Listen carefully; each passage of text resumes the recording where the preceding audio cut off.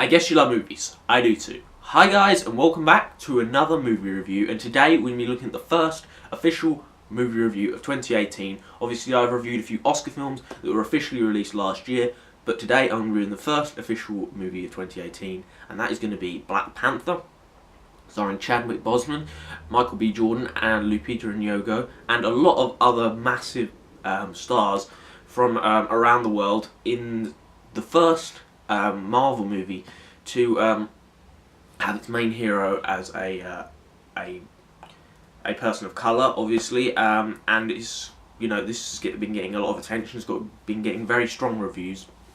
Obviously, it is directed by Ryan Coogler, who directed Creed and Fruitvale Station. Fruitvale Station specifically is an incredibly powerful movie about racism in America and about the tension between the black community and the police, and it's a very important film. Also stars Michael B. Jordan, and Creed, obviously a sort of reimagining of the original Rocky story, is also very good. Ryan Coogler is an exceptional director, and this doesn't stop here. Black Panther is one of the better Marvel movies in quite a long time. This is excellent. And what I really liked about this movie is it feels incredibly contained. It feels like its own film. It doesn't feel particularly connected to the rest of the Marvel Cinematic Universe. And that's kind of good, because I feel like at this moment in time every Marvel movie kind of feels the same, you know? What I enjoyed about Thor Ragnarok was that it was kind of... I enjoyed Thor Ragnarok. It did feel a little more Guardians of the Galaxy than maybe I would have hoped, but it definitely felt less connected to that universe. This is even more so. I can definitely feel this movie has a sort of cohesive sort of style to it, and it definitely has a feeling of community. These characters really feel like they're related, you know, they're family, they're friends, they're, you know, very close to each other, and you really feel their relationships are real, you know, they don't feel forced or created just for story purposes. You really feel like these people get on, that this is a community, cohesive community that has a lot of feeling and, you know, wants to help and make each other happy. And I really enjoyed that part of the movie. I thought it was really excellent. Overall, the performances are really good. Chadwick Boseman as Black Panther is very good in this movie. Everyone does a good job. It's a very good overall ensemble cast. I really enjoyed that in the movie. The action's pretty good overall. It's your standard Marvel action. I've talked about it a little bit in my Thor review. I've got to the point now where I don't really have much. The action in Marvel movies doesn't really have much impetus to me. It has some interesting and fun moments within the action, but overall it doesn't really blow me away. But overall, for Marvel action's sake, it was pretty good. I really enjoyed it. I really enjoyed a lot of the fact that this movie, as I said, it feels contained in its own world, in its own community, and what this movie could have easily done is it could have been full of exposition, and what it does is it sacrifices your understanding of the sort of technology in this movie, because Wakanda in this movie is probably the most easily the most technologically advanced country in the world. Obviously, it's hidden from the world. The story of this movie is that Chadwick Boseman, who plays Black Panther, is about to become king of Wakanda after his father's death. Obviously, if you've seen Age of Ultron, you know what happened there. So he's about to become king, and he has challenges for his crown, and he beats them off. But someone else comes along, who is played by Michael B. Jordan from his father's past, who comes back to try and take the throne from him.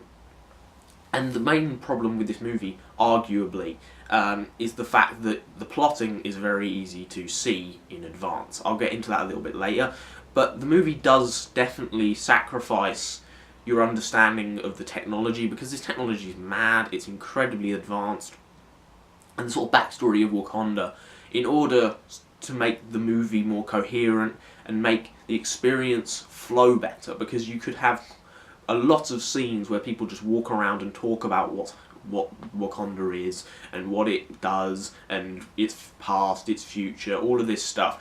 Kind of like the opening few scenes of Wonder Woman, where we just get Wonder Woman's mother just taking her around the Amazon's sort of city and just saying this is this and this is this, and that doesn't really happen in Black Panther. And yeah, you may be confused about what's happening with certain technology and what capacity it has, but it just makes the movie smoother and less boring with full of exposition. As I said, my main problem with this movie is that the narrative is quite easy to follow, and it is quite easy to predict exactly what's going to happen. It's pretty conventional plotting. You see certain characters introduced, and you know exactly where their puzzle pieces fit. There's several massive Deus Ex Machinas that just come out of nowhere and save the characters from unsavable situations. And I would say that the message, however important and however, I'm not saying it's wrong. It's right, obviously, but it's very obvious. You can see it coming from a mile off. But overall, I really enjoyed Black Panther. I had a really good time with it. Probably a better time than I had with a lot of the recent Marvel films. Simply because I really felt like this was a real community. I really felt like this was disconnected from the other Marvel cinematic films. It felt like its own movie with its own problems, and new characters that I really enjoyed watching. A really great ensemble cast, some good action, and even though the plotting and message is somewhat obvious, I really enjoyed Black Panther, and overall I'm going to give it 8.5 out of 10. So there you go, there's my review of Black Panther. Hopefully you enjoyed. If you did, like, subscribe, drop your comments down in the section below. Have you seen Black Panther yet? If you have, what did you think of it? As I said, I really enjoyed it. Probably one of the better Marvel movies of the last few years, alongside Thor Ragnarok, I'd say. If I was going to review Thor Ragnarok again, I'd probably give it an 8.5. I was probably a little bit harsh on it. But that is the end of this review. Hopefully you enjoyed, and if you did, hopefully I'll see you next time. Goodbye.